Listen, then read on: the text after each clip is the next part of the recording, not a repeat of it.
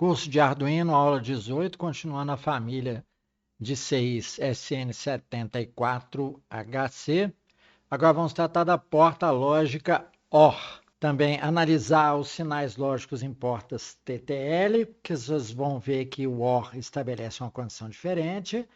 E discutir mais uma vez, frisar os valores de 0 e 1 que nós falamos na aula anterior. Em termos de circuito esquemático, vocês já estão percebendo que nesta família, todos os chips se comportam do mesmo jeito, esses que apresentam portas lógicas. Aplicação exatamente a mesma, entradas A e B aqui nas portas 4 e 5, né, nos pinos 4 e 5 do chipzinho. A saída pelo chip 6, vai dar num resistor para proteger um LED. O circuito é exatamente o mesmo. Saídas pelas portas analógicas e tal. Vocês vão ver o comportamento. Só que na porta OR, vejam, existem 3 condições em que ela apresenta, em que ela vai acender o LED. Então, as condições, as voltagens observadas no resistor ligado ao LED vão variar. Daí aqueles intervalos de 0 e 1 que nós comentamos na aula anterior e que nós vamos frisar aqui. Para a nossa explicação, eu quero que vocês prestem atenção em 2 fatos. Se a luz apaga ou acende e na luminosidade dela. Nós começamos colocando na saída analógica, o programa é igualzinho dos exemplos anteriores, das portas lógicas anteriores. Estou colocando 200, como eu falei, aqui no Analog Write, eu posso utilizar valores de 0 a 255. Estão vendo aqui? Estou utilizando 200. Então, isso corresponderia a sinal alto. Então, na porta OR, conforme a tabela de decisão dela, né? O que acontece? Se eu mando 2 sinais altos, ela tem que dar luz e alta, no limite de voltagem que é encarado como valor 1, como eu vou explicar no gráfico para vocês. Então, beleza. Está funcionando aqui, legal. Agora vamos mandar os 2 baixos, corresponderia a um resultado de OR de 0 com 0, que dá como resultado 0, ou seja, um sinal baixo. Então talvez vocês pensassem assim, a luz vai apagar. Ela não apaga, estão vendo? Ela fica fraquinha. Por que isso? Porque vocês não devem encarar o fato dela estar ligada com sinal alto, porque o LED dá uma luminosidade variável, tá? Do fraquinho, do apagado fraquinho ou forte, e isso não representa o valor 0 e 1 nos fatos de 0 estar apagado e 1 estar aceso. É o gráfico, os níveis de voltagem que vão dizer se o nível é 0 ou 1. Então, vamos mostrar o gráfico e explicar para vocês esse aspecto. Explicando na base do gráfico aqui, eu tive o cuidado de medir aqui nessa resistência as voltagens. Por quê? Como eu expliquei para vocês, o que acontece? Para saída, o nível 1 é a partir de 2,7 volts. Estão vendo aqui no gráfico? Aqui, ó. De 2,7 em diante é que é o valor alto, ou seja, o bit está com valor 1.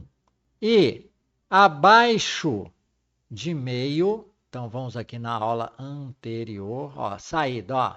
Abaixo de meio, do intervalo 2,7 até meio, ele não pode dizer com certeza em que valor que está, se nós temos valor alto ou baixo. Mas o refresh dos circuitos de memória cuida para que isso aqui não ocorra, não caia neste valor.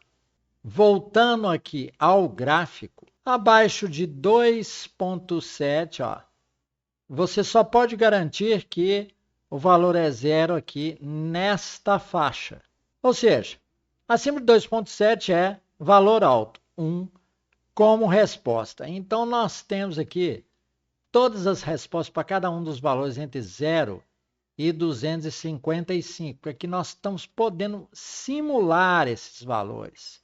No circuito real, isso não ocorre, os valores discretos assim, tão juntinhos, uma curva tão contínua quanto esta.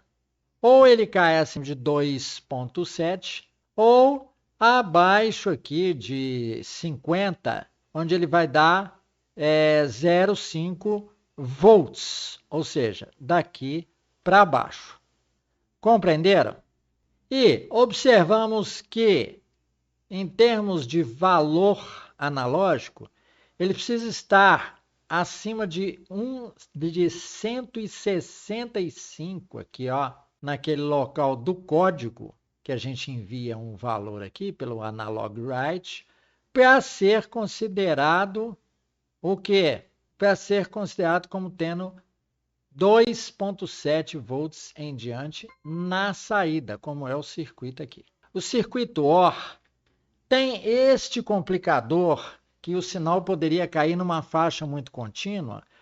Por quê? Porque você tem a saída OR, se você tem um valor em alto, o outro em baixo, tá? E vice-versa, ou os dois valores em alto, 1 e 1, daria como resultado OR 1, ou seja, aceso no forte.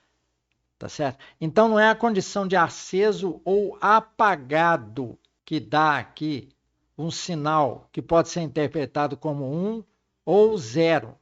Não é isso. É a medida da intensidade muito baixa. Tá? A luzinha não vai apagar em 0, não. E justamente por causa disso, o OR acumula. O END possui uma definição melhor, porque o END, as duas portas precisam estar no estado alto. Tá certo? É o único estado em que ele dá uma saída alta. Para todo o resto, as saídas são baixas. E já no OR, não.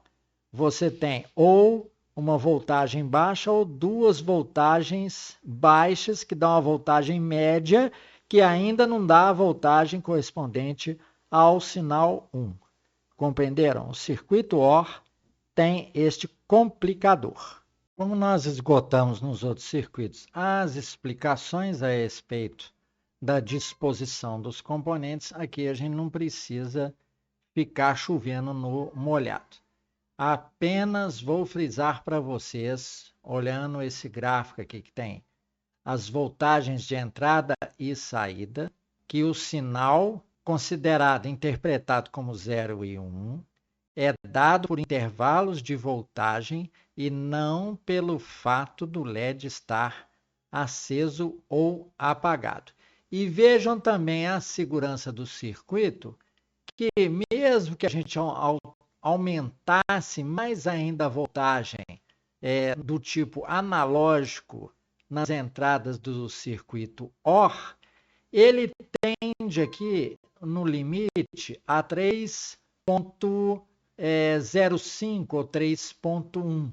Tá certo? Então, se aumentar mais ainda a voltagem analógica, se fosse possível passar 255, ele tenderia a um limite aqui e não excederia o valor de 5. Olha, nem excede o valor de 3,5, tanto mais não excederia o valor de 5 volts.